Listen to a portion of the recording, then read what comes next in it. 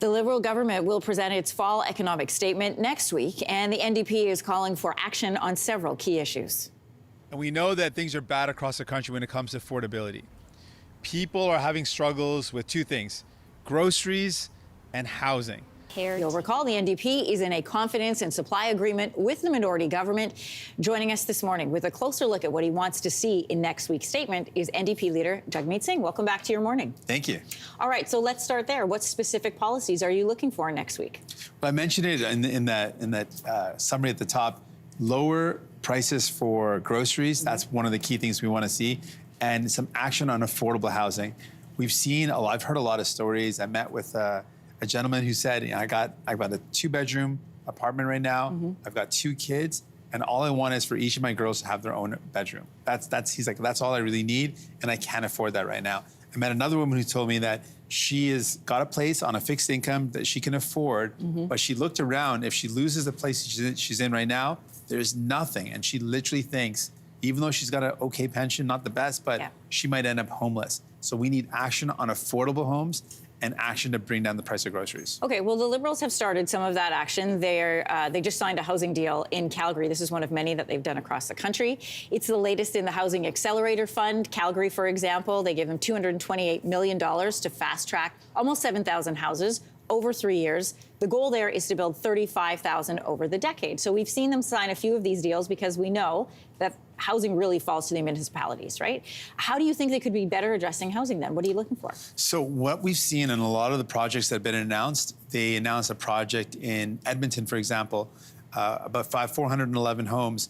Only 13% of them are affordable, and this is on public land. So they're using public land to build homes, which is a great idea, but only 13% are affordable. So then what do you want them to do differently? We want 100% of the homes to be affordable. If you're going to build land or build home on public land, every single one of them should be affordable. How can they do that and do it quickly? Because we are not heading for a crisis, we're in a crisis. 100%. But I've spoken to a lot of people who told me, if you build a whole bunch more luxury homes or luxury condos, that's not going to help me out right now because I can't afford those luxury condos. So if we're going to use our public land, we should use every square foot of public land to be public land that's used for affordable homes.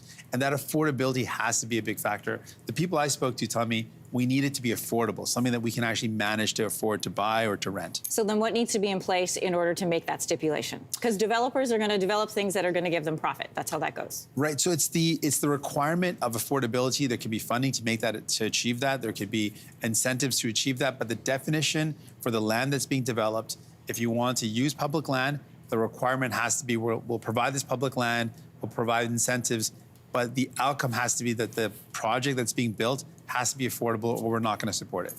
Bank of Canada Governor Tiff Macklem said in October the government's current spending plans, are his words, were not helpful for fighting inflation. How do you think you can accomplish your goals on housing and Pharmacare without also increasing inflation?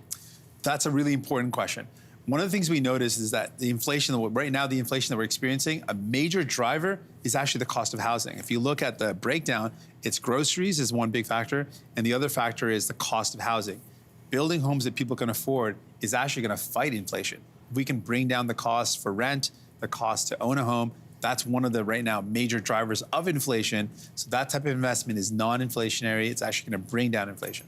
Your party members recently passed a motion allowing you to use your leverage to push for your vision of Pharmacare. If the Liberals don't agree to that in a plan this year, will you walk away from the confidence and supply agreement? We're just not going to accept that the Liberals can't achieve the plan that we put before them. We were in the same position last year, and they said the same thing. We can't deliver dental care. People asked me, what are you going to do if they don't deliver dental care? And I said, no, we're going to make it happen. And we got dental care for kids under 12. And I met with a mom, Brianna, in Edmonton, and 5 of her kids, all of her kids that were under 12, got to see a dentist for the first time in their life. And I remember their smiles when I played with them at the playground. That's what we want to make happen for those kids. And we want to make sure that we've got a foundation for Pharmacare. Okay, but that was dental care. This is Pharmacare, considerably, arguably more expensive. If you don't see a plan for it, will you walk away from the agreement? So what our focus is the first step is not actually even, it's just the foundation, the legal framework. So putting forward a law. So I don't see any excuse that Liberals can come up with where they can't bring forward a law that would follow their own recommendation, which is a universal public Pharmacare for all, and that's what we're fighting for. It's a very optimistic outlook. Mr. Singh, thanks for being here today. My honor. All right, side. Hey, thanks for watching. If you liked this, be sure to subscribe here, or you can check out more Your Morning videos right here.